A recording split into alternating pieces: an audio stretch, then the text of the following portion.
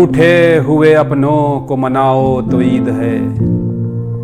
रूठे हुए अपनों को मनाओ तो ईद है। आपस के इख्तिलाफ मिटाओ तो ईद है।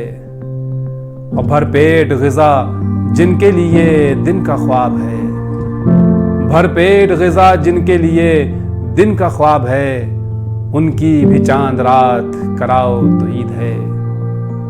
और होठों पे मोहब्बत भरी मुस्कान सजाकर, होठों पे मोहब्बत भरी मुस्कान सजाकर, रोते हुए चेहरों को हंसाओ तो ईद है। और रमज़ान की रहमत से अगर अगले बरस तक, रमज़ान की रहमत से अगर अगले बरस तक ईमान की बारिश में नहाओ तो ईद है। और परदेस में तो ईद भी लगती है मुहर्रम, परदेस में तो ईद भी लगती है मुहर्रम।